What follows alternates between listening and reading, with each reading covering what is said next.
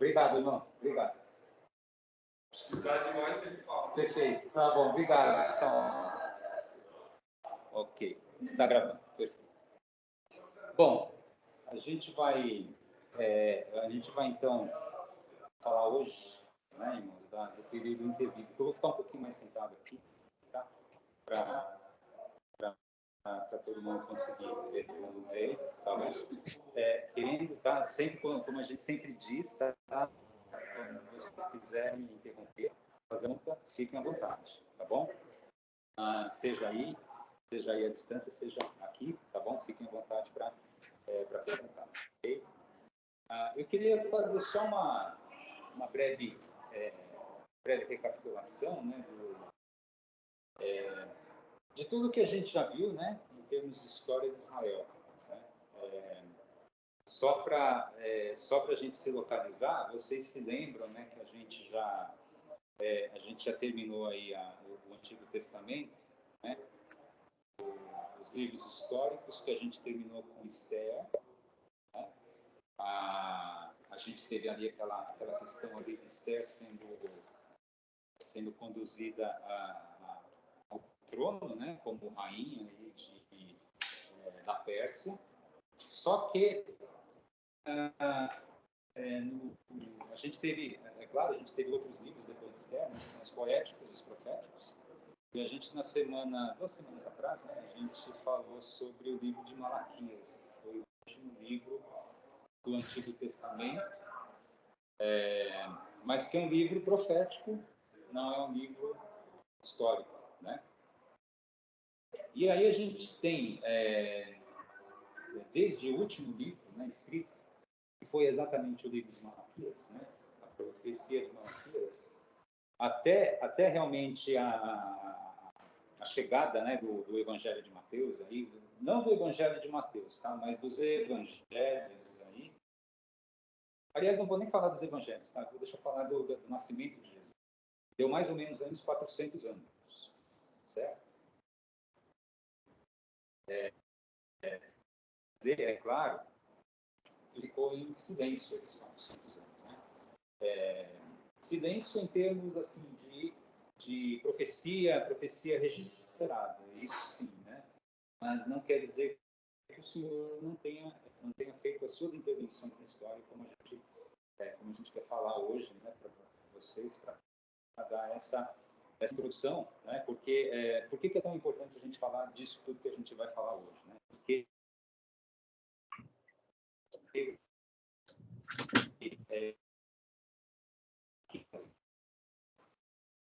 por exemplo,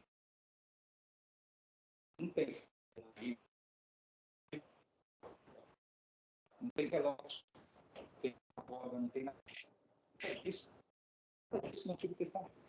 Diego, isso. Aí fazer o pote. E aí a gente fica, bom, o que é isso? Né? Quem são eles? Né? Publicando, quem não tinha no Antigo Testamento. O que é isso, afinal de contas? Então, é importante a gente ter esse panorama, né, para que a gente possa entender melhor os evangelhos, né, para que a gente possa caminhar bem nos evangelhos.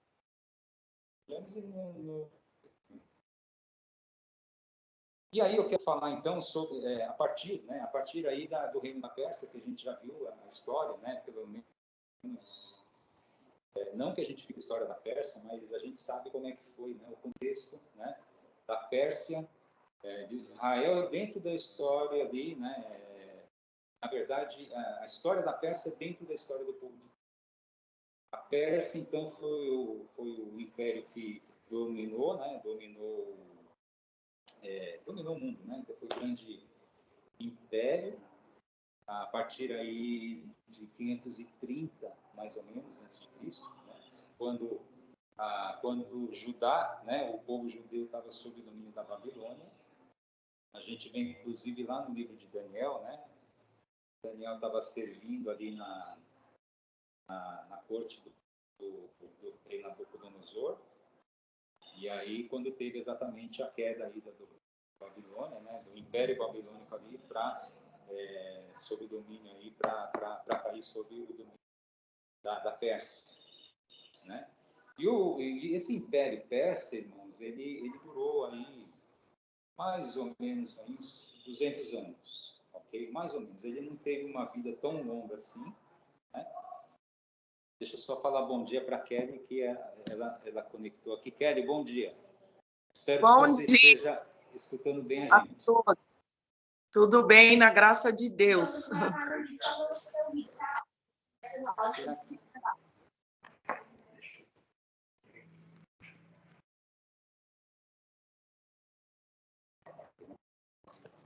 Está ouvindo bem, Kelly? Sim. Estava cortando isso, agora... Eu estou até com um pouquinho de dor no pescoço, é porque eu faço exercício aqui. Então, irmãos, ok. Bom, qualquer coisa, se vocês não estiverem ouvindo aí em casa, tá? Fiquem à vontade para falar, tá bom? Estão ouvindo? Certo? Sim. Acho que estão ouvindo, né?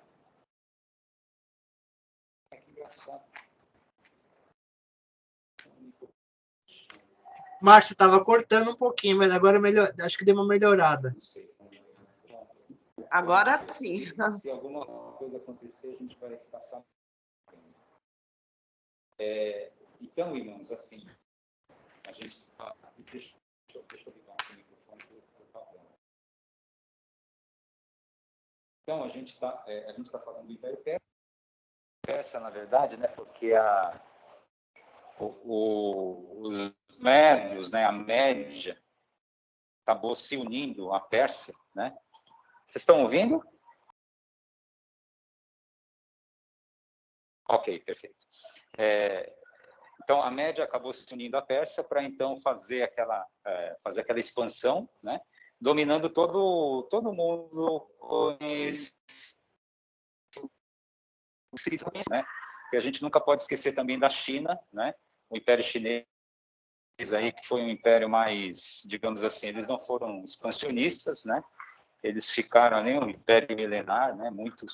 Existe há muitos e muitos anos, mas que eles ficaram ali na deles. Não foi que nem esses impérios, por exemplo, o primeiro império, o grande império, né, que a gente conhece da história, é o Império Egípcio, né? O Egito foi primeira grande civilização, digamos assim, né? Em termos assim de império, de dominação, né? Aquilo tudo. A gente tem exatamente a Síria, muitos anos depois, né? Que foi aí um grande império dominante aí. Depois da Síria, a gente teve a Babilônia, né, que tomou a Síria, tomou lugar na Síria, e depois da Síria a gente teve o Império Medo-Persa, que a gente está conversando agora, né? Bom, o Império Medo-Persa, ele sabe que aconteceu toda aquela questão da restauração para Jerusalém, né?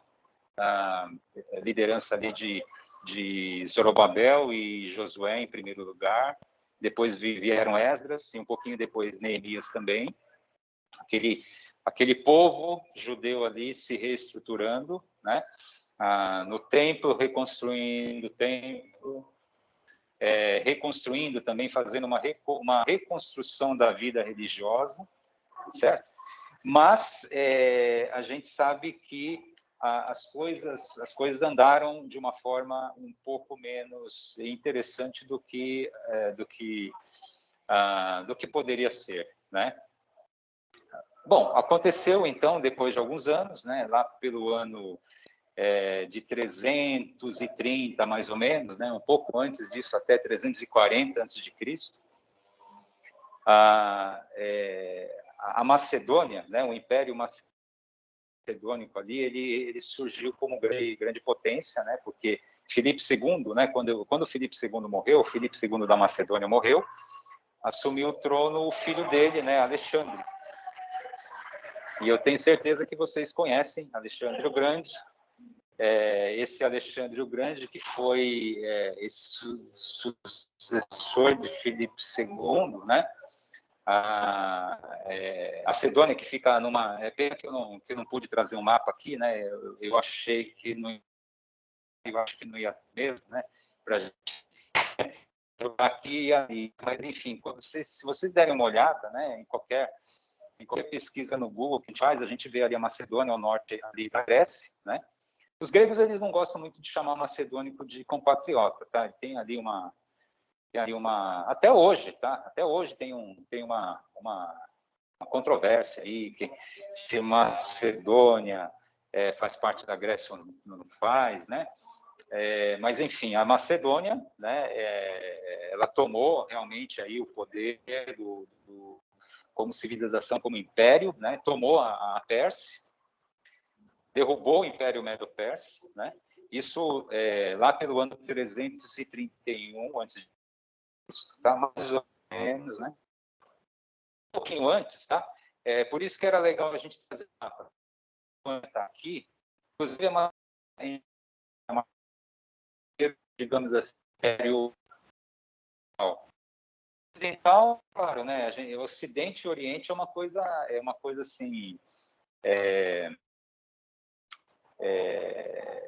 uma convenção que a gente tem. A Terra dizem que a Terra, né? Mas assim, a gente tem ali o hemisfério norte, hemisfério sul, Oriente e Ocidente, isso tudo é uma convenção, né? Mas, assim, tomando essa convenção, né, o Império Macedônico seria o primeiro império, digamos assim, não é um império tão oriental assim, ele é um pouquinho mais... E a gente vê o mapa, a Macedônia, né, eles vieram tomando o Oriente, e antes de chegar na Média, aí na Pérsia, eles passaram exatamente pela Palestina. E quando eles passaram pela Palestina, eles dominaram a Palestina, né? Lá em 335, 334, um pouco antes deles derrubarem realmente o Império Medo-Persa, né? A Pérsia realmente já estava decadente, eles já estavam muito enfraquecidos, né? E aí Alexandre o Grande foi varrendo, né, do Ocidente para o Oriente ali, e a Palestina foi junto, né? Foi junto com isso, tá? Inclusive é interessante, né, o Alexandre o Grande, me parece, dizem aí os historiadores, que ele, né, é um cara invicto, mas pode ser. Ele tinha um exército muito forte, né, eles eram muito bem, eles tinham uma estratégia excelente, né, para a guerra, enfim. E aí, só que aí, Alexandre o Grande, né, tomou a Palestina ali, em 334, 335. A Palestina, então, mais pelo Império Persa, né? Só que ele fica aí no, né, quando ele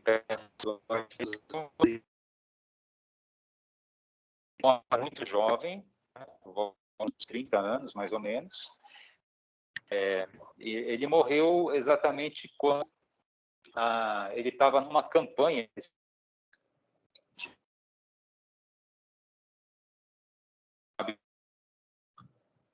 Isso não vem muito ao nosso, né?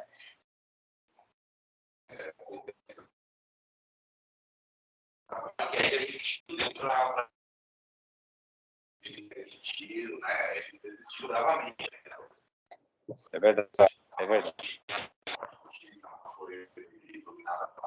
É verdade, é verdade.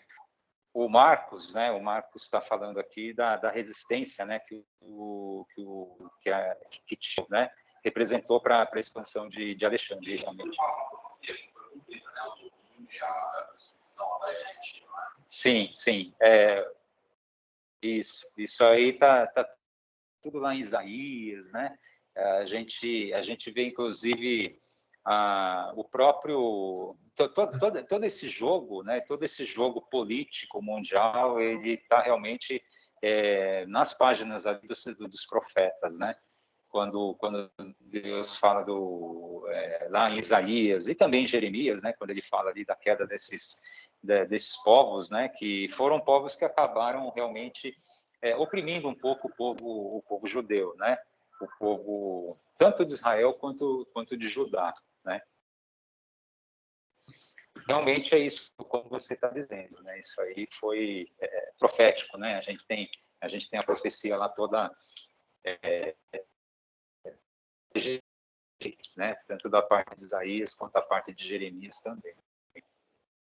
E é muito bom a gente ver isso, né? A gente vê como toda a história, né? A história do mundo, ela está realmente sob o controle e sob o domínio do Senhor, né? Isso aí é uma coisa que assim, a gente sabe disso, mas é muito bom quando a gente realmente tem e consegue ver isso, verificar isso nas páginas da Bíblia, né?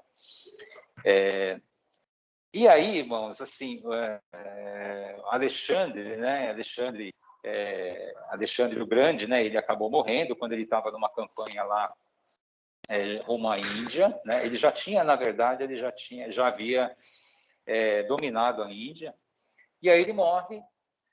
E o que acontece? Então, o Império Babilônico, ele é dividido entre os seus 4 generais, né? Os 4 generais que ele tinha, né? Que eram os mais próximos a ele, todo o território ali do Império Macedônico, né? Assim, mas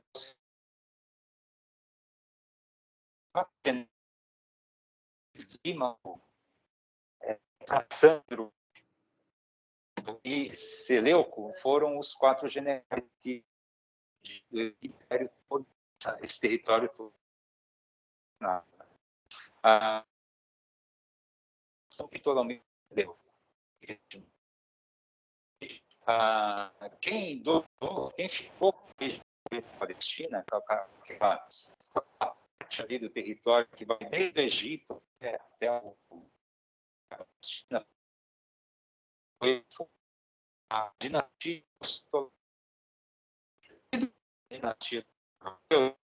eles tiveram paz, tiveram inclusive uma certa prosperidade, digamos assim. Eles tiveram um progresso, né? Eles se deram bem, digamos assim, durante esse período aí do domínio dos Ptolomeus, né? Dessa dinastia dos Ptolomeus. Só que depois de um tempo, né? Os Seleucidas, né? A dinastia de Seleuco ali, né? Eles resolveram fazer guerra contra os Ptolomeus e a faixa ali aquele território todo ali da Palestina. E eles vieram para cima dos Ptolomeus, tomaram o território Palestina, inclusive. Ok?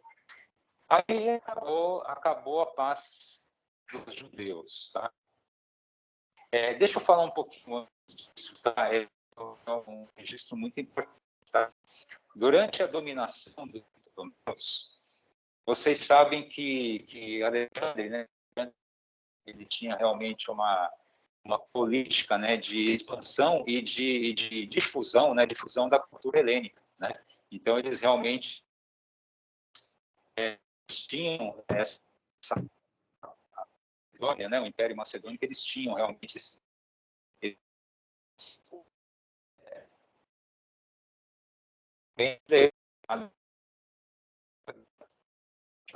mas não apenas a cultura grega, eles também absorviam muita coisa, né?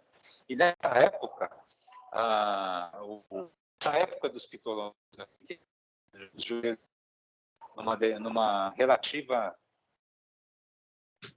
eles tinham livre trânsito entre o território da Judéia, né, e o Egito. E nesse tempo, né, um dos Ptolomeus, né, ele chegou e falou o seguinte: olha, eu acho muito interessante aí, isso diz a história, né? Acho muito interessante aí os escritos que vocês têm, né? Vocês têm aí a lei aí que vocês estão falando que é de Moisés, né? Eu gostaria muito que vocês traduzissem para o grego, para a gente deixar aqui na biblioteca de Alexandria, né? Olha só que interessante, né? Isso aí é um registro histórico que se faz aí. E aí foi por isso, irmãos, que a gente tem a Septuaginta, tradução do Antigo Testamento para o grego koiné, né? O koiné é a língua mais popular, digamos assim, não é o tipo, né? Mas enfim, ele então reuniu aí 72 sábios para traduzir a Bíblia, né? Traduzir as escrituras, melhor dizendo, né? As escrituras, né? Aquilo que eles tinham lá no Antigo Testamento, a língua grega. Tudo bem? O Rafa, pode falar. Não, Marcos, eu tô falando assim que tem hora que a gente não consegue ouvir eu e a Eliana, a gente não consegue ouvir que tem hora que tá cortando você aí, entendeu? Eu não sei se é o ambiente, eu não sei. Tá, só um instantinho que eu... Rafa, o que foi que você não está conseguindo ouvir? Não, é que tem hora que eu e a Eliana, a gente não consegue ouvir o Tá som ruim por de causa que ouvir? tá picotando, isso, sim. Ah, tá. Eu, Eu não sei ô se Márcio, o problema é da rede. eu não sei se desligando a imagem fica melhor, entendeu?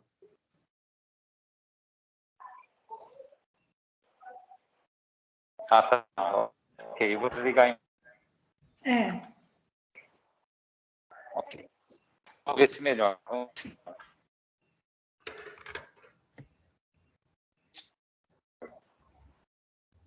Oi, Marcos, desculpa.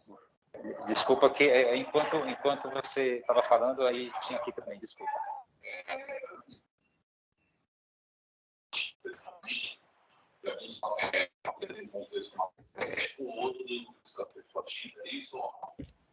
Massorete? Oi. Opa. Aham. Então, as pessoas não tinham associado para lembrar desse dia. Opa, legal. Legal, muito obrigado. Obrigado, irmã. Obrigado. Obrigado, viu? Obrigado. Opa.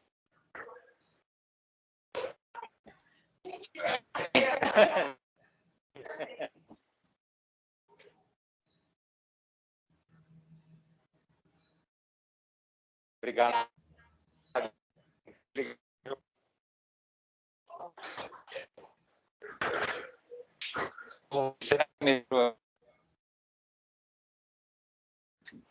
Então, Marcos, eu sinceramente, Massoré.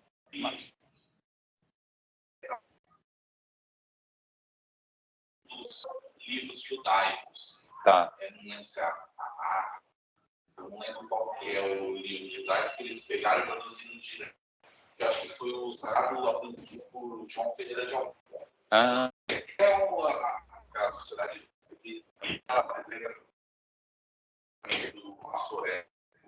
E acho que as mais atualizadas, as linguagens mais contemporâneas, elas utilizam o da Septuaginta. Alguma coisa nesse sentido. Eu também vi assim, alguma coisa, mas não tem por isso essa diferença de traduções. Ah, legal. Bom saber, porque olha só, estou aprendendo uma coisa muito importante com você. Eu não sabia. Eu não conhecia essa tradução, como você está dizendo, massorético, né? Aham. Eu vou pesquisar, inclusive, vou procurar saber, né? Porque eu, sinceramente, eu não conhecia. Nunca tinha ouvido falar do texto massorético. Eu sempre ouvi falar do texto da Septuaginta, né? Que esse texto exatamente aí vindo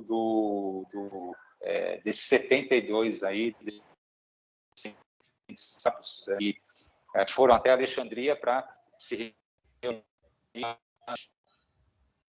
Ok, mas obrigado da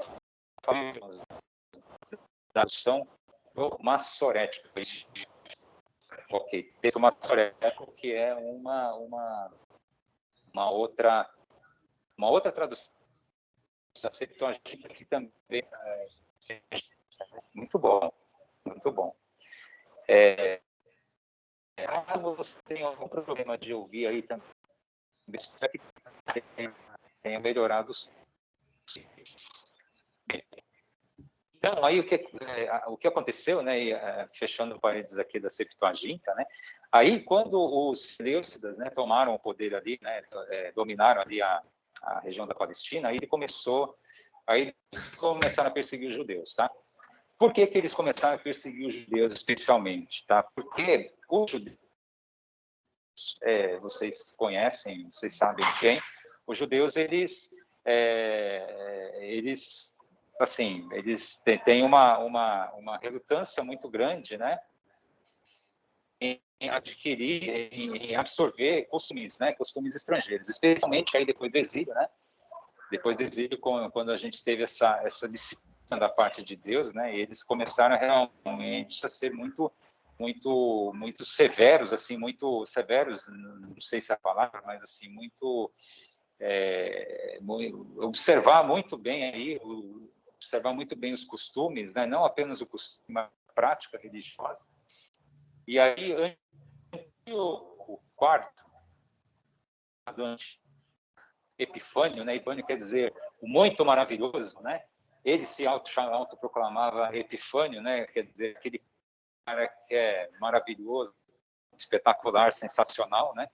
Esse Antíoco IV Epifânio, ele empreendeu uma perseguição muito grande aos judeus, exatamente porque os judeus eles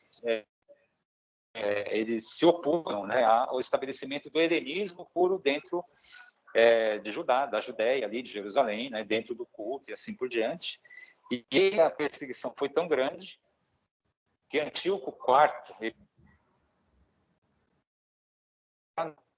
Jerusalém, né? Isso aí por volta aí do ano 130 antes de Cristo, né? Ele pegou e sacrificou um porco, na verdade uma porca, no altar do templo. O porco, vocês sabem, né, irmãos, que não é pelo porco, né? Mas é que o porco era um animal imundo para os judeus, né?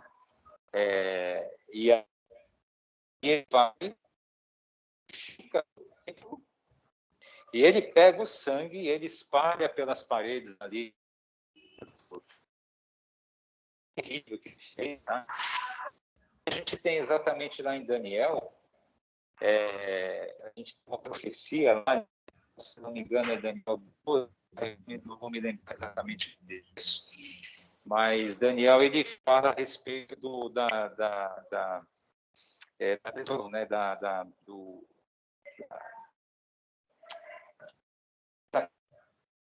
expressão que a gente acha de Pitinho aqui, quando Daniel ele fala desse abominável da desolação, quando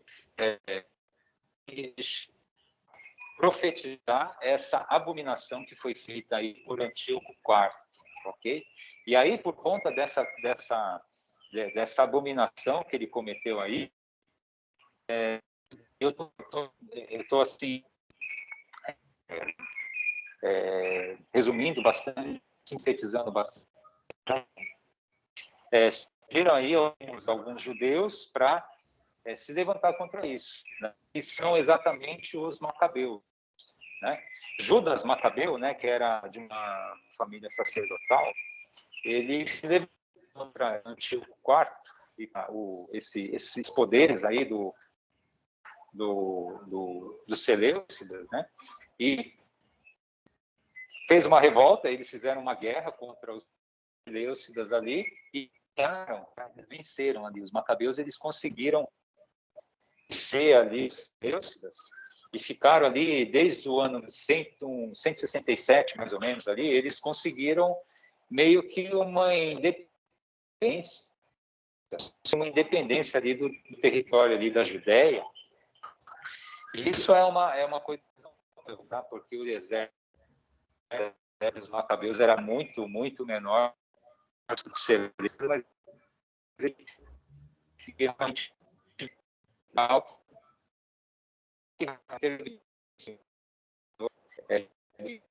E aí quase com uma relativa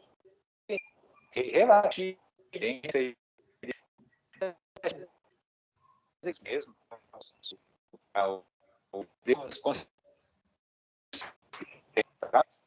E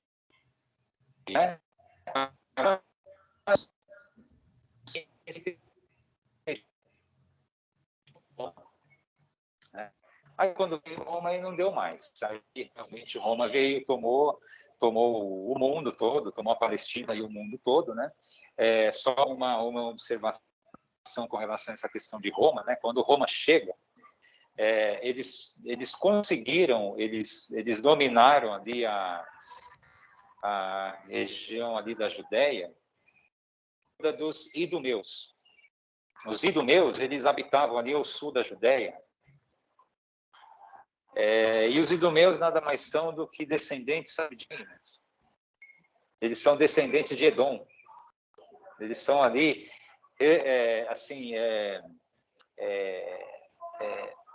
como é que se diz? Oi? Isso, remanescentes ali, né, de Esaú, de Edom ali. Edom tinha sido destruída, né?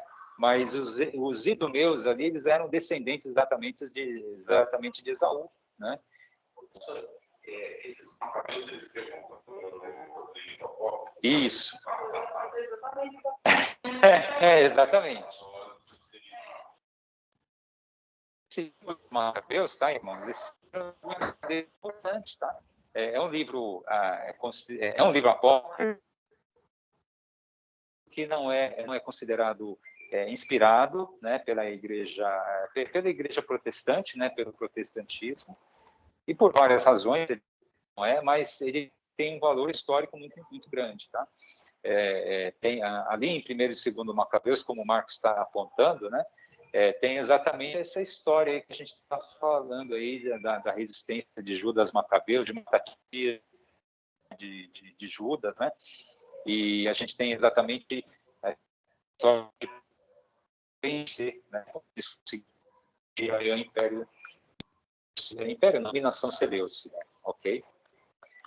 E perfeito, obrigado, Marcos, obrigado por realmente dessa questão aí do livro de Macabeus, né? E aí, irmãos, assim, quando a gente estava falando dos idumeus, né? Os idumeus de ajuda ali, uma ajuda, ajuda entre aspas, né, irmãos? Assim, porque Roma ia tomar o poder de qualquer jeito, eles iam invadir tudo ali mesmo, né? Mas os idumeus, eles foram ali, eles conseguiram fazer conseguiram arrumar uma no meio dos macabeus ali, e isso facilitou a entrada de Roma ali na Palestina, e isso fez exatamente com que os idumeus, descendentes de Esaú, inimigos ali de Israel e de Judá, né? Israel, estou falando de Israel como um todo, né? Conseguiram, então, esses idumeus conseguiram uma simpatia da parte dos romanos, tá? E por conta disso, irmãos, os idumeus, eles acabaram ganhando governo, né, dentro do território de Judá. Por que é importante a gente falar disso, né? Porque os idumeus, irmãos, eles são os Herodes, né? Os herodianos ali, eles são exatamente os idumeus.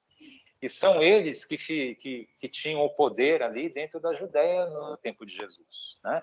Aquele rei Herodes o Grande, né? Herodes o Grande, que mandou matar todas as crianças ali, quando Jesus nasceu, ele era exatamente descendente ali dos idumeus, tá?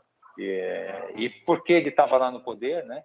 Porque Roma ele dava uma certa autonomia aos territórios dominados, e inclusive os territórios dominados ali até podiam ter reis, né? Reis entre aspas, né? Reis que governassem aquele território ali, aquele território que eles estavam dominando. Então eles tinham uma certa autonomia, eles tinham uma liberdade de culto, né? Eles poderiam manter a sua religião, né? Cada um manter a sua religião, e exatamente nessa questão de Herodes, tá? Herodes, descendentes ali, Herodes o Grande, né? Que inclusive ele reconstruiu o templo. É um templo que começou antes de Cristo ali, se eu não me engano, 15 antes de Cristo, quando ele começou a reconstruir o templo. reconstruir não, é restaurar o templo, é reformar o templo, né? O templo estava lá, né? O templo de Jerusalém. E esse templo ele foi concluído aí por volta do ano 65 depois de Cristo, tá? Alguns anos antes da invasão de Roma, quando Roma chegou e passou a régua ali na Judéia, né? Aí teve a destruição, mas isso um pouquinho mais para frente, né? Só para dizer exatamente que Herodes, essa família de Herodes, ela vem exatamente desse contexto que a gente está falando. Tudo bem? Então aí a gente chega ao período exatamente de história, a gente chega exatamente no período de Jesus. Então Jesus ele encontra esse cenário, ok? Da Judéia, da Galiléia, de toda aquela região da Palestina ali, tomada pelos romanos, certo? Sendo que os romanos eles davam uma certa autonomia. Por isso que a gente vê, por exemplo, o pessoal indo para a sinagoga, o pessoal de Jesus indo para a sinagoga realmente para pregar e assim por diante, ok? Tudo bem, irmãos?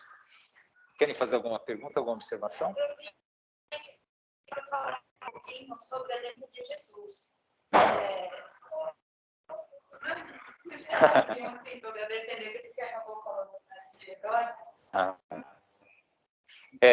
A descendência de Jesus. A gente tem o registro, né, de duas genealogias. Uma genealogia que está lá em Mateus e uma genealogia que está em Evangelhos, né? Essas genealogias, irmãos, assim, elas têm algumas diferenças, né? Não por conta de não por erro, né, mas por exatamente pelo, inclusive, né, Lucas ele leva a genealogia de Jesus até Adão, né? Porque Lucas a gente vai ver que ele quer realmente, ele quer enfatizar que Jesus ele veio para o ser humano, para todo ser humano, né? Mateus, que é um judeu, ele vai parar a genealogia dele em Abraão, né? Na verdade, ele começa em Abraão e vai, passa por Davi, né? Ele enfatiza essa questão de Jesus ser descendente de Davi, da tribo de Judá, até chegar no próprio Senhor Jesus. Lucas ele faz um caminho diferente. Ele vai de Jesus, ele sai de Jesus, ele vai até chegar. Então ele vai para cima, né? Mateus ele desce e Lucas sobe até chegar em Adão, ok? Então, a genealogia, trocando em miúdos, né? A genealogia de Jesus. Jesus é descendente da tribo de Judá, ok? Ele é então, descendente do quarto filho, né? Do quarto filho de Jacó. E descendente de Davi também, por consequência, certo? Sim,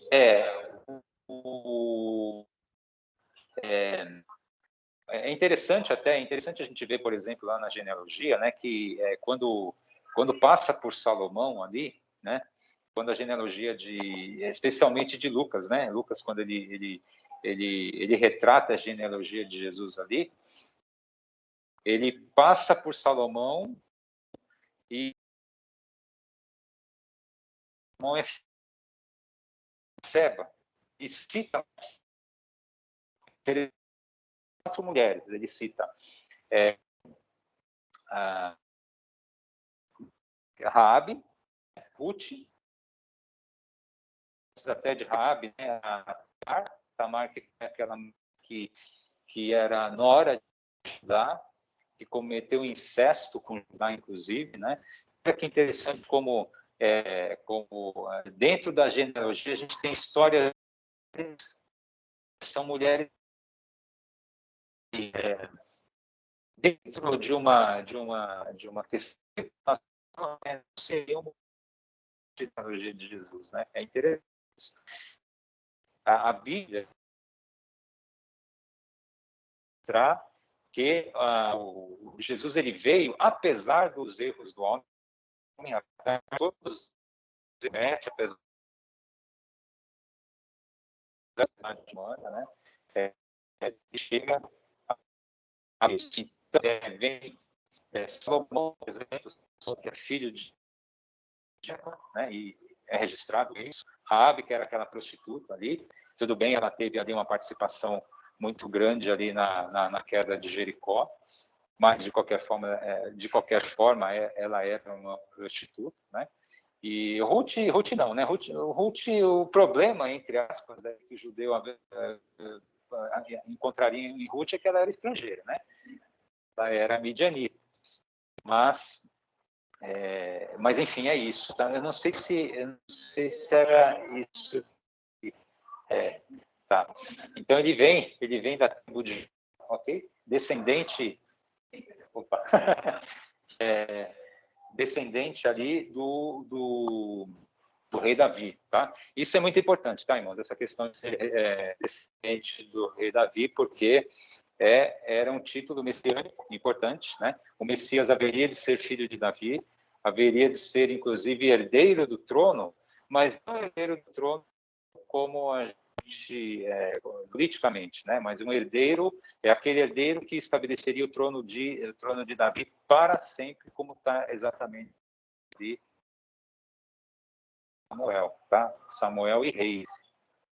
Só aproveitando essa aspas aqui, então, o senhor concorda com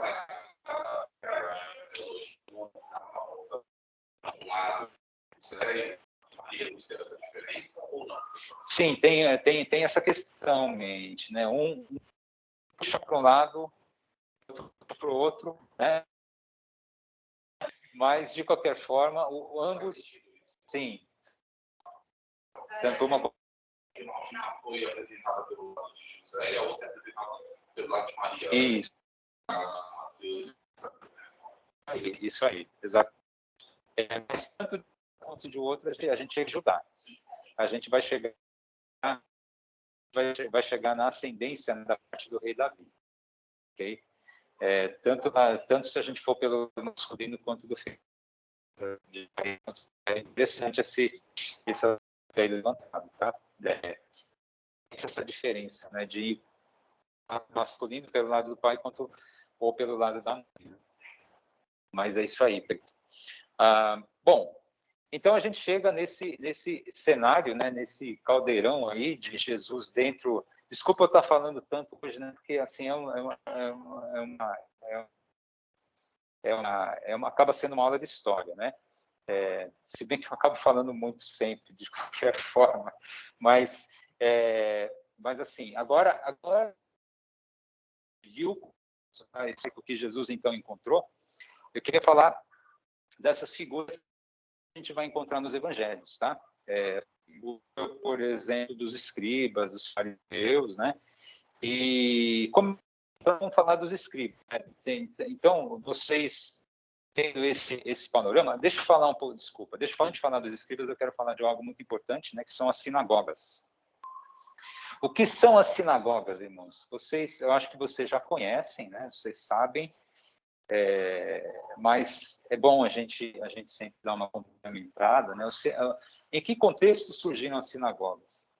Quando o povo judeu ele foi exilado, foi lá para a Babilônia, obviamente o templo já não existia mais, né? O templo já havia sido destruído. Os judeus eles ficaram ali num tipo de um bairro, digamos assim, não né? Mas alguns bairros ali da cidade da Babilônia, né? E ali os babilônicos, né, apesar de ter toda a opressão ali, né, da Babilônia, eles falaram o seguinte: olha, podem ao Deus de vocês, né, a gente, né, vocês podem fazer isso sem problema. E aí eles fizeram, tá? Eles faziam. Bom, já não tinha mais o tempo, não tinha mais como oferecer sacrifício, né? O culto que era feito lá no templo já não era mais possível fazer. O que eles fizeram então? Bom, para a gente manter a nossa unidade, tanto a unidade nacional quanto como nação, também como religião, né, a unidade religiosa, vamos continuar nos reunindo. A gente vai se reunindo, né? Começar a se reunir em casas, né? Para gente, olha, a gente vai aqui cantar os nossos salmos, a gente vai aqui estudar a Torá, a gente vai se aprofundar, inclusive, na Torá, porque a gente está nessa aqui, e os profetas disseram, né, que a gente está nessa aqui porque a gente tomou esse castigo aqui porque a gente desobedeceu. Então, vamos observar a lei direitinho, né? Não vamos ficar pisando na bola, não, porque senão a coisa vai piorar ainda mais para o nosso lado, né? E aí, irmãos, assim, aí surgiram as sinagogas. Primeiro, em algumas casas. E depois eles conseguiram, então, construir assim um ponto, né? Definir um ponto de encontro. Então, a sinagoga passou a ser, por exemplo, um prédio ali, um imóvel, onde eles iam nos sábados, especialmente nos sábados, para se reunir para cultuar, né? Mas o culto, basicamente, não tinha sacrifício, não tinha mais como fazer sacrifícios, né? Não tinha essa questão de entregar um animal para ser morto, mas existia cantar os salmos, e estudar a Torá, estudar as escrituras e assim por diante.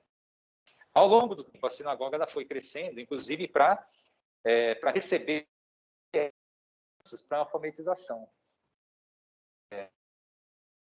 Mas aprender ciências, no modo geral, né? Matemática, ciências humanas e ciências sociais também, e ciências animais, assim, né? Tudo que a gente pesa, né? Enfim.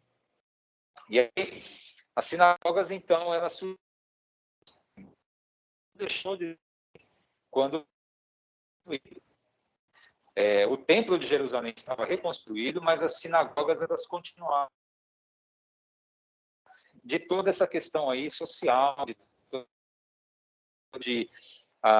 por exemplo, você vai a Jerusalém, por exemplo, imagina alguém lá no norte da Judéia, lá na Galileia, onde Jesus nasceu, né? Imagina alguém ir todo sábado para lá, não dava, né?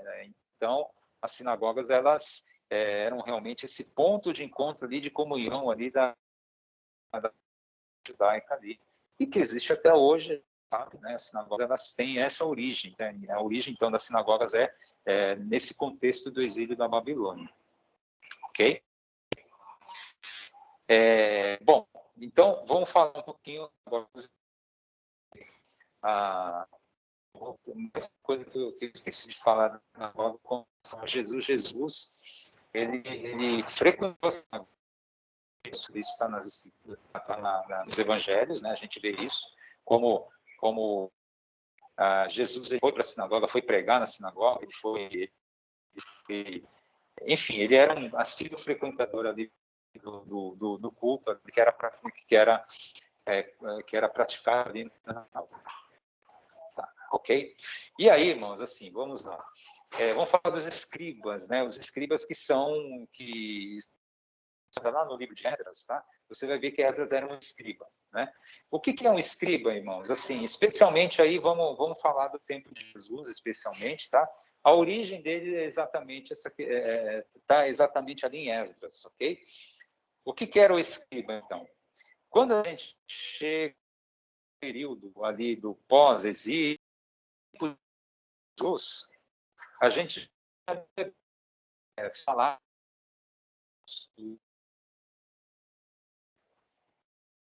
eles falavam, a língua que era falada era o aramaico, que era a língua falada na Síria, né, que era bem ali é uma língua e a gente tem até hoje aí alguns ainda e era a língua que era falada no tempo de Jesus ali na Judéia, tá? A língua, muitas línguas, né? Do helenismo, aquela coisa toda, mas os judeus eles falavam basicamente para qual que era a grande importância dos escribas, então? Os escribas, eles pegavam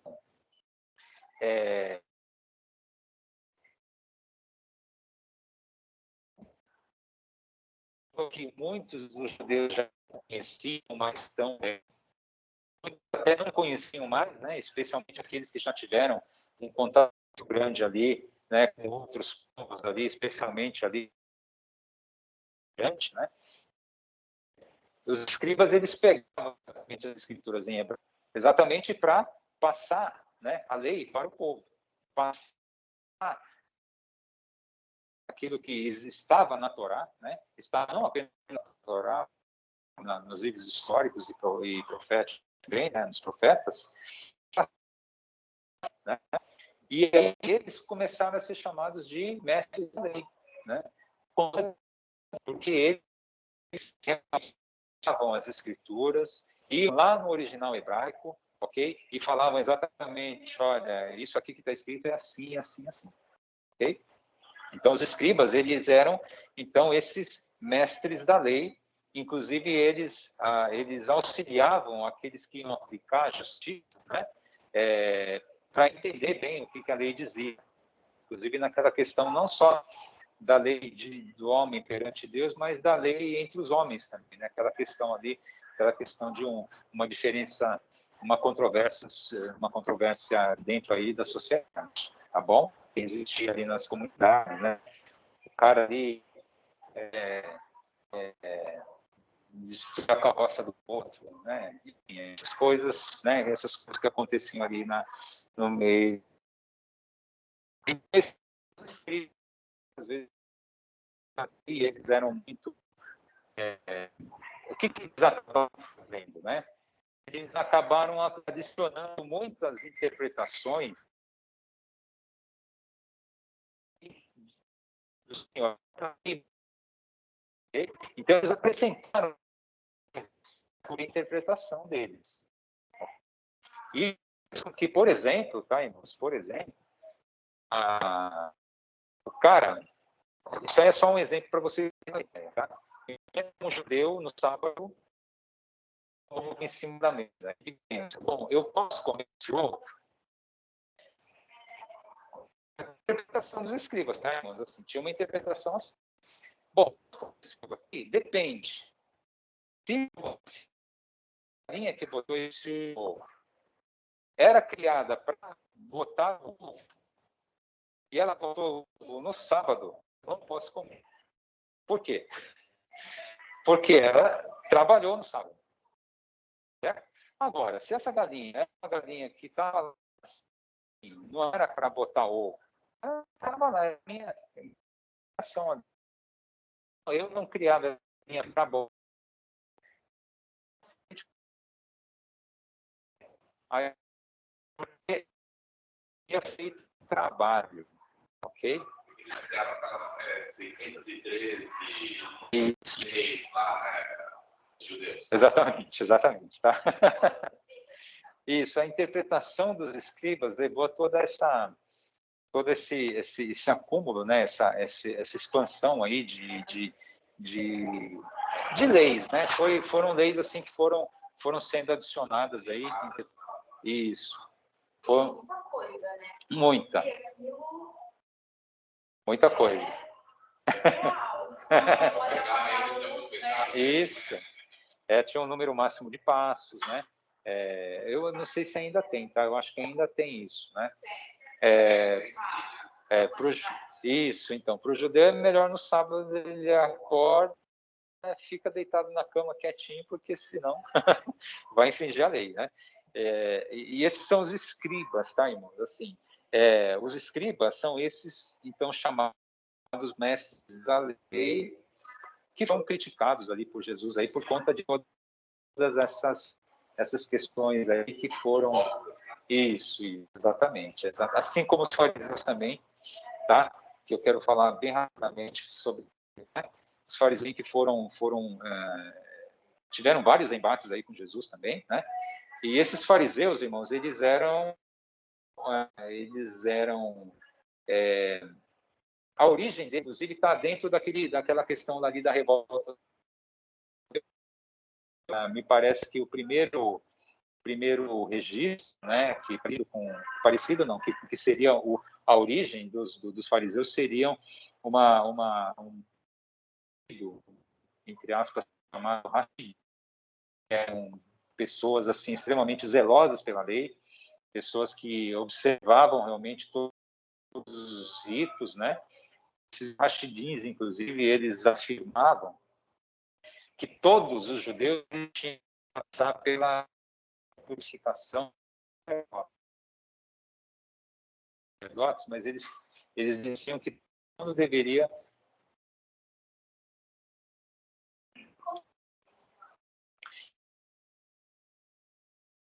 Então, aquela você vai se sentar à mesa, por exemplo, comer, isso lá nos evangelhos, a gente vai ver nos evangelhos. Mas, quando Jesus vai comer ali com muitos dos fariseus, né? Chegam lá os discípulos lá na mesa, ninguém lava a mão, né? Fala, mas opa, peraí, você não vai lavar a mão, não, né? Não é lavar a mão na questão da higiene, né? A gente sabe que, principalmente aí na pandemia, a gente tem que lavar a mão direitinho, né? Mas, naquele tempo era uma questão ritualística, né? A questão e os fariseus, eles falavam exatamente isso, né? De você se purificar, né? Fazer a purificação, mas era uma purificação externa, né? Era uma purificação que era ligada ali àquela questão dos sacerdotes, né? Então, eles achavam que todo mundo tinha que passar por esse ritual de purificação, né? E os fariseus eram assim, esse partido, né? Esse partido político-religioso, e todos a gente dentro de Israel a gente não tem muita separação entre política e religião, era uma coisa muito ligada uma com a outra, né? Até hoje, assim, digamos, né? Eu acho que tem muito a ver ainda, né? Hoje um pouquinho menos, claro, mas naquele tempo era muito interligado, né? E os fariseus, eles tinham exatamente essa ideia de que essa ideia da estrita observância da lei, essa ideia de que todos tinham que se purificar, inclusive ritualmente, né? Não apenas o sacerdote, mas todo o judeu tinha que ser assim, tá? Os fariseus, eles tinham assim muita popularidade, ok? Eles eram assim pessoas queridas no povo, as pessoas se chegavam aos fariseus com muito respeito, ok? Eles eram pessoas muito assim, muito bem vistas pelo povo. Eram pessoas de bem, ok? Pessoas de bem que a gente precisa de... Claro. Os fariseus naquela época seria atualmente os ortodoxos? É isso? Eu não saberia dizer, tá, se esses ortodoxos, né, eles derivam ali dos fariseus. É bem capaz que sim, tá? Eu não sei de qual partido do tempo de Jesus a gente pode ligar, com qual partido do tempo de Jesus que a gente pode ligar os ortodoxos, mas é bem impossível, tá, que eles sejam ali realmente fariseus, tá? Eu sinceramente não tenho certeza, tá? Não tenho certeza.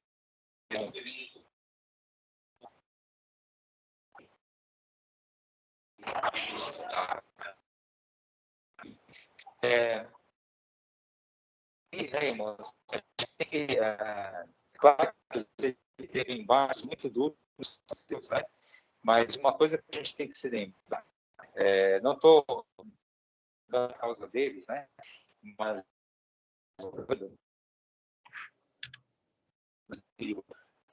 quando veio restabelecer a lei, estabelecer o culto, né, lá em Jerusalém, né? Ele bateu questão aí de né, do Moisés, e os seus, nesse sentido, eles foram muito cumpriram realmente esse propósito, exatamente, né? E a gente não pode esquecer que eram pessoas de bem, tá? Quando você via um fariseu, né, era realmente uma pessoa confiável, digamos assim, né? Era uma pessoa em quem você podia confiar, realmente. É claro que existem muitos embates de Jesus com os fariseus, mas o que eu quero chamar a atenção com isso que eu estou falando, irmãos, assim, a gente sempre fazer um autoexame se nós mesmos não estamos, nós, igreja evangélica hoje, né? Igreja cristã de hoje, se a gente não está fazendo exatamente aquilo que os fariseus faziam, né? Isso é uma coisa que a gente tem que se autoexaminar sempre. Nós todos, pastores, líderes, membros de igreja, todos nós precisamos ter muito cuidado. Ô, pastor, prazer em revê-lo. Você está fazendo ao vivo e a coisa também? Não tentando. Quando joga, opa. Sim. Mas tá tudo em ordem, né? Tudo. Graças a Deus, tudo jóia. Valeu, gente. Deus abençoe aí. Deixa eu abrir a câmera aqui, porque eu tinha... Ó.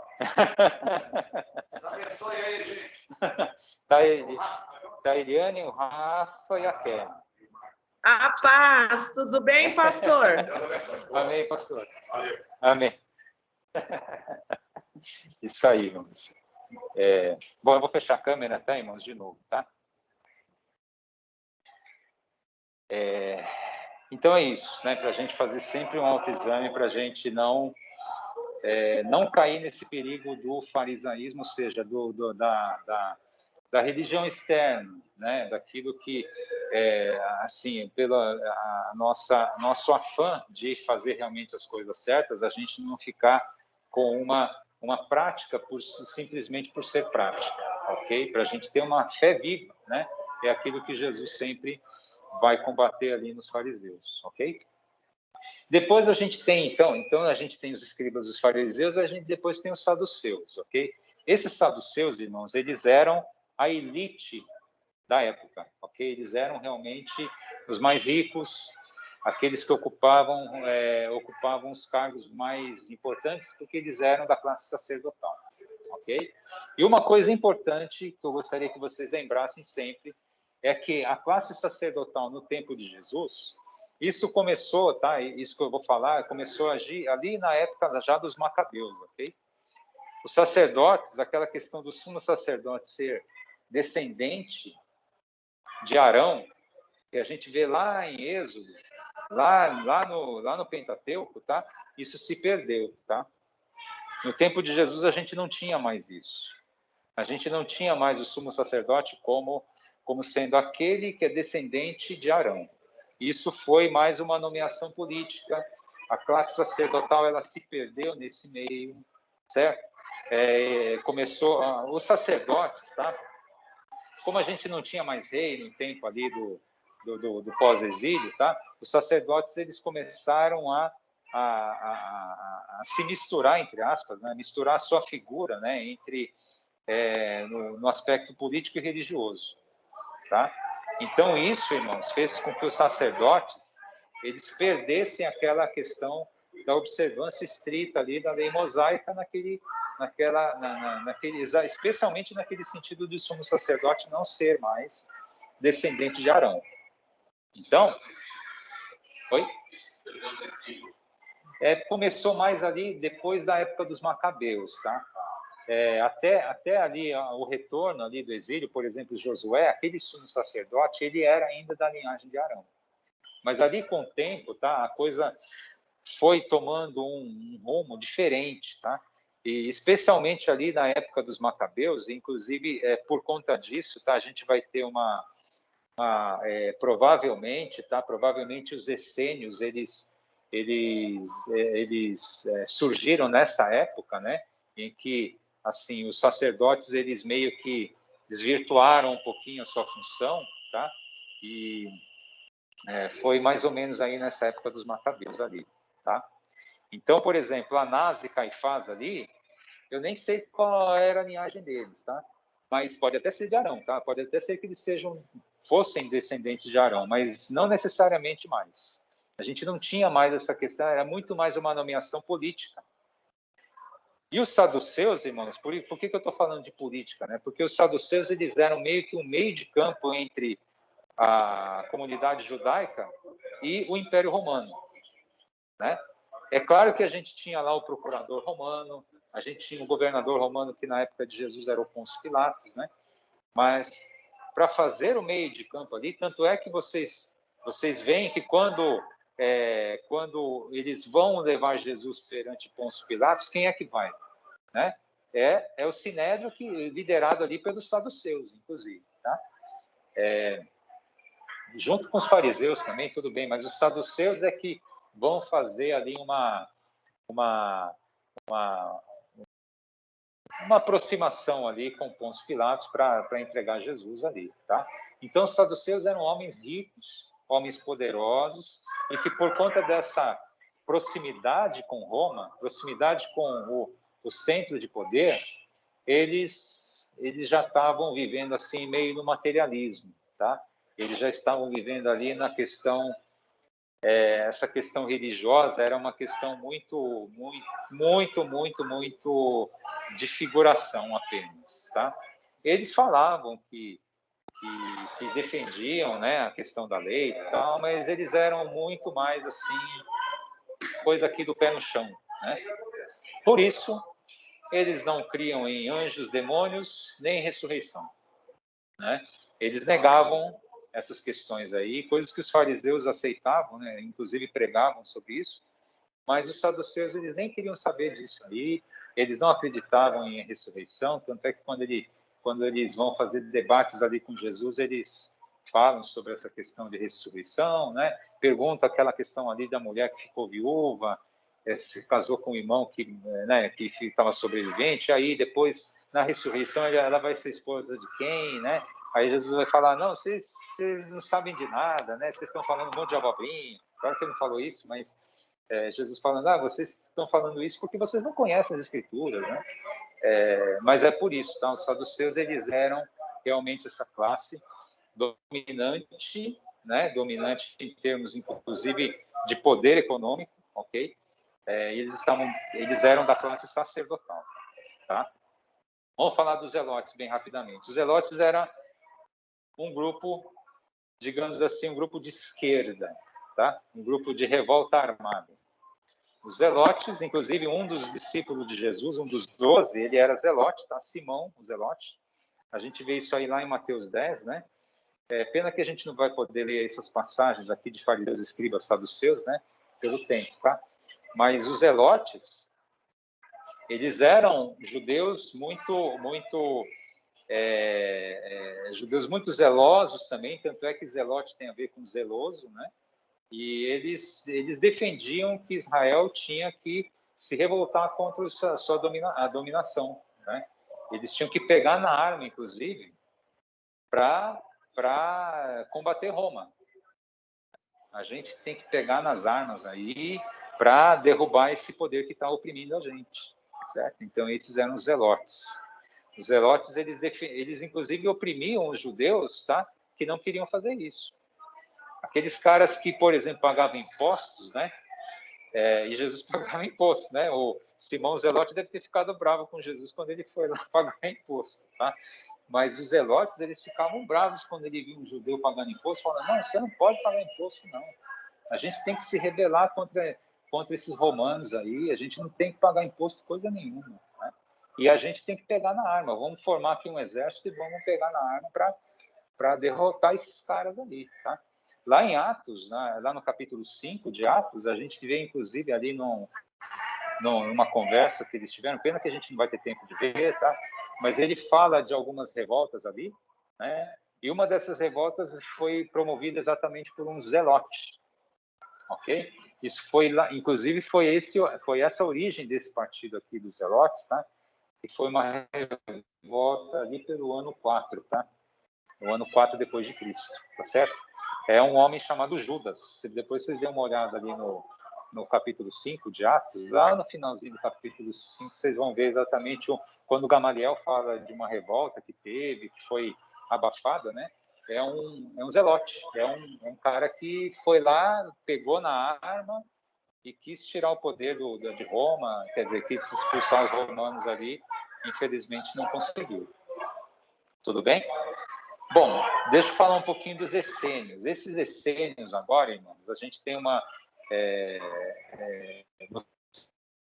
vocês sabem, né, daqueles manuscritos mortos, que foram, acho que em 1947, 47 ou 48, alguma coisa assim, eles descobriram aqueles manuscritos ali. Esses manuscritos, eles pertencem exatamente a esse grupo chamado essênios. Numa localidade chamada Qumran, né? Quando eles encontraram esses pergaminhos aí lá no Mar Morto, né? Pertinho ali na região do Mar Morto, pertenciam exatamente a esse grupo chamado de essênios. Os essênios, eles se opunham exatamente a essa que tinha da classe sacerdotal, tá? Isso que a gente está falando da classe, uma uma questão muito política, né? Esses essênios, eles combateram fortemente, tá? Combateram fortemente essas práticas, né? Essas práticas assim, de corrupção, né? De corrupção realmente na classe sacerdotal, e eles meio que se isolavam. Eles eram monges, né? Eles se isolavam ali para praticar, né, o culto da maneira que eles achavam que era a maneira correta, tá? Então, esses essênios eram basicamente iguais a monges, né? Eles ficavam ali isolados, né? Isolados ali e praticando, né? Praticando aquilo que eles achavam que eles consideravam ser o culto verdadeiro. Ok? Tudo bem, irmãos? Bom, só para a gente terminar, tá? Eu quero falar sobre o Sinédrio, tá? O Sinédrio era um tribunal, era assim, um tribunal judicial mesmo, composto aí por 70.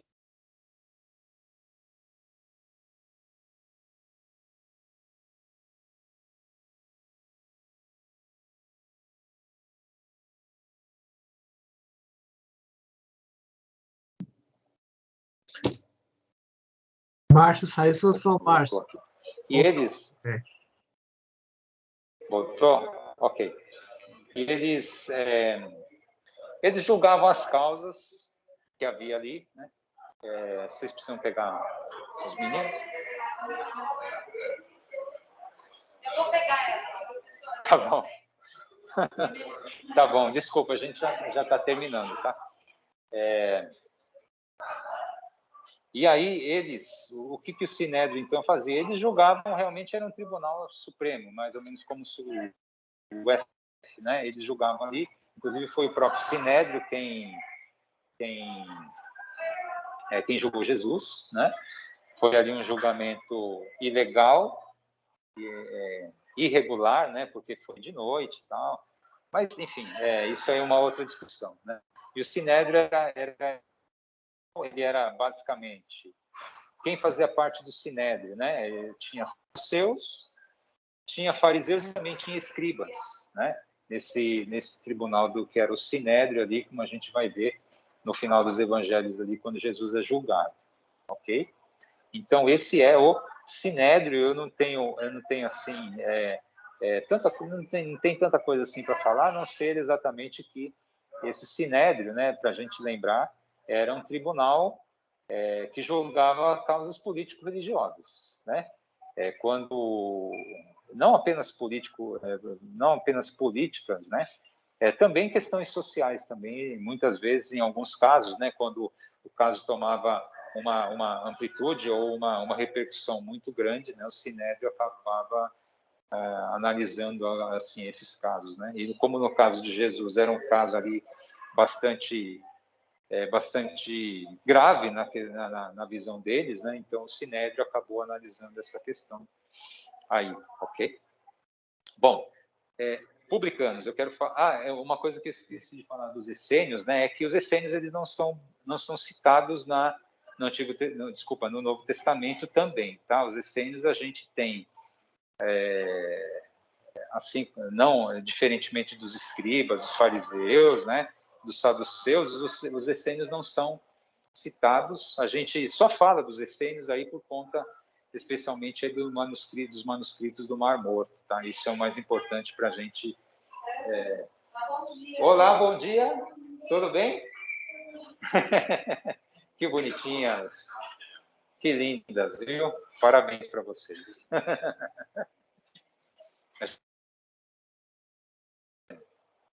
Quero falar, então, além do Sinédrio, né, quero falar também dos publicanos, ok?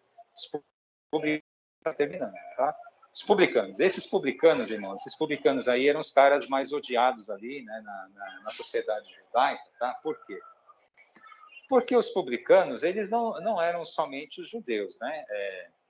Mas todo o povo, toda a região que Roma dominava, ele tinha lá os seus publicanos, seus cobradores de impostos, né?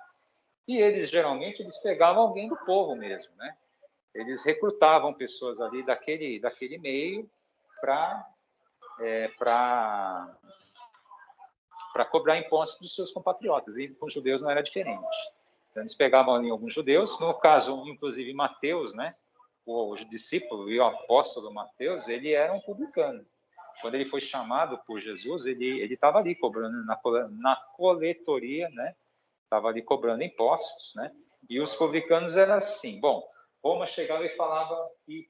Opa, desculpa. Desculpa atrapalhar.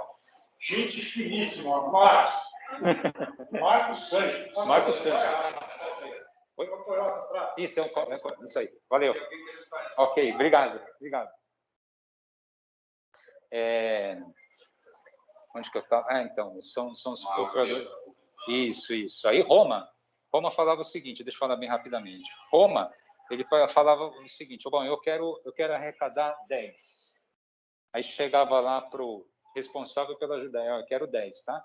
O responsável pela Judéia falava assim, bom, então eu vou cobrar 12, porque eu vou tirar 2 para mim, né? E aí ele passava para o restante, olha, como eu quero 12, então para cada um aqui vocês vão, eu tenho 20, né? Cada um de vocês aí me traz sei lá quanto, né? Para me dar 12 no final, né? E aí cada um deles pegava também e colocava um ágio aí para poder embolsar. Então vocês imaginam quanto no final das contas o contribuinte, o quanto que ele pagava, né? Ele pagava muito mais do que ele deveria, né? E era lógico, por conta disso, os publicanos eram muito odiados, né? Eles eram assim, os judeus eles não suportavam os publicanos, né? Por isso que o publicano geralmente é tido como o estereótipo do pecador.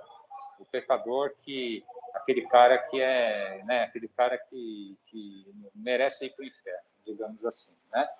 E aí, por fim, irmãos, os samaritanos, né? Deixa eu falar rapidamente dos samaritanos. Os samaritanos, eles eram um dos grandes rivais ali dos judeus, né? E isso é uma coisa histórica, né? Porque na época, depois ali do exílio, né? Vocês se lembram quando a Síria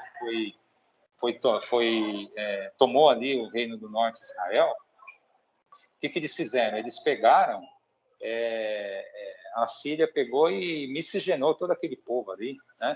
Todo aquele povo ali ficou miscigenado ali, e ali misturou um monte de gente, misturou israelita com estrangeiro, né? Vindo lá da Síria, vindo de toda parte.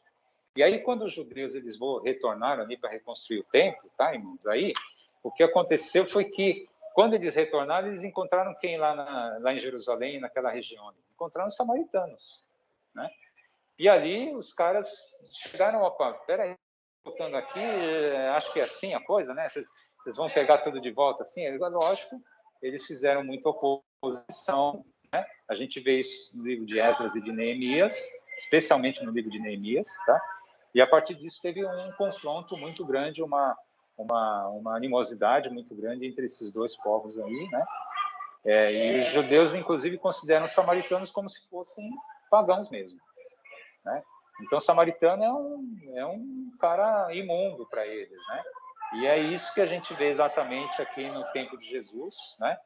É quando a gente vê, inclusive, ali a parábola do bom samaritano, né? Porque ali quem socorreu aquele homem ferido foi exatamente quem? Aquele que era para o judeu um homem imundo, né? E é isso, irmãos. Oi? Mulher samaritana também, exatamente. Muito bem observado. Sim, eles eram, exatamente. Eles chamavam os pagãos em geral, né? De cães, né? De cachorros, né? E samaritanos também aí, como eles entravam nesse caldeirão aí também, né? Todo mundo era chamado de cão, né? De cachorro.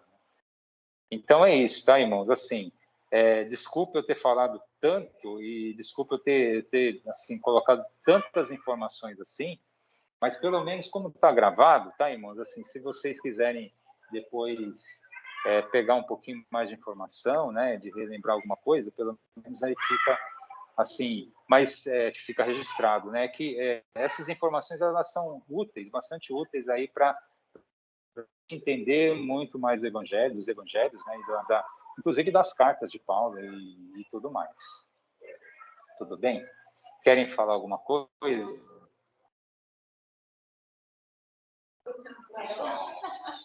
Quem está em casa, não sei se alguém quer falar alguma coisa.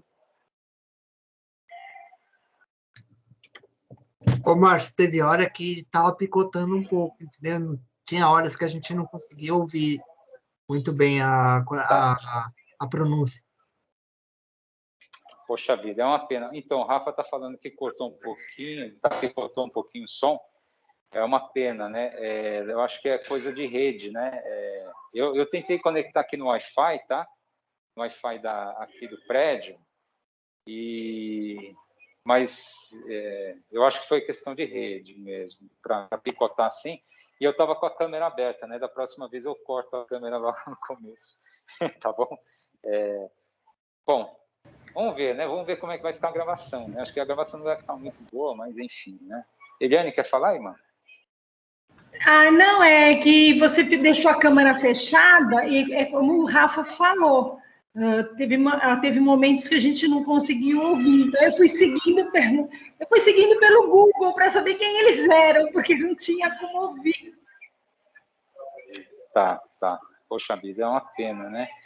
É uma Ô, pena. Márcio, Eu também. Ô, Márcio, eu não sei se é essa ferramenta diz aí que dá problema. Eu não sei se é ferramenta também. Não sei se. Não Eu sei. acho que o problema é de. Deixa eu fazer uma pergunta. Você fez pelo computador da sala ou você fez pelo celular? Eu estou no celular. Eu acho que que o problema foi a rede mesmo. Acho que você tem que usar seus dados. Como assim você diz os meus dados assim? A internet do próprio celular, da operadora, né? Os dados móveis que a Eliana fala, Márcio. Ah, entendi. Em vez de eu utilizar o Wi-Fi, você diz? Eu acho que melhora. Ah, é? Eu acho, achei. né? Não sei. Tá. Sabe por que eu usei o Wi-Fi especialmente? Porque a minha rede da TIM, ela às vezes ela falha, entendeu? Ah, tá. Então, às vezes ela vira 3G, às vezes ela vira... Opa, obrigado, Giba. Muito obrigado, viu? Valeu. E aí, por isso que eu usei. Bom, mas enfim, a gente faz a gente vai aprimorando os testes, né? Vamos Mas ver ficou aí. bom, de uma maneira geral ficou bom. Pena que a gente não sabia quem estava na sala, né? Só deu para saber que era o Marcos e a Alexandra. Deixa eu até abrir aqui a câmera agora. Olha lá quem está aqui. Ó. As criançadas estão aí também. Um abraço aí a todos aí. Peraí, deixa Abraço a todos aí. Deixa eu até tirar o microfone. Nossa, Deixa eu abrir para todos. Vocês estão ouvindo? Tipo, faz uma selfie. sim. Estão ouvindo? Ok. Olha lá. Está tudo? Ok. Estão todas as trigêmeas aqui. Ó. Ok, irmãos. Joia. Vamos ver se... bom, hoje foi um teste, né? Foi o primeiro teste. Esperemos que a gente consiga ir nas próximas, né? Ainda que, por enquanto, ali a gente não esteja todo... A gente consiga ir em breve, né? Em breve, quem sabe, essa pandemia sim, permite, né? Permite. Ontem eu tomei a vacina e estou com o braço um pouquinho dolorido aqui. Mas tudo bem, né? Faz parte. Vamos orar então, irmãos? Vamos orar para nós encerrarmos a aula? Vamos orar?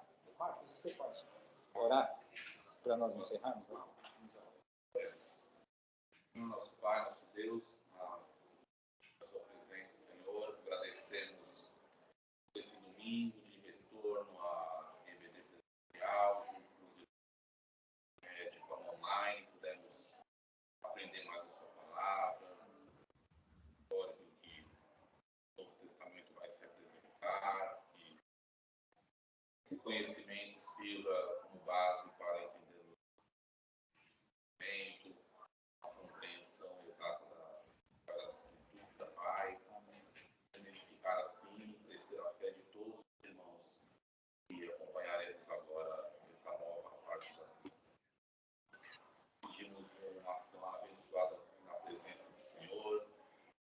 irmãos que no domingo que vem, os que puderem estejam presentes, se não, de forma remota também possam continuar tendo. E agradecer essa oportunidade, Senhor, que ao pouco as coisas vão se restabelecendo, nos conhecendo. Agora sim, agradecido, no nome do nosso. Amém. Amém. Irmãos, Deus abençoe. Parar a gravação. Amém. Onde é que eu paro a gravação?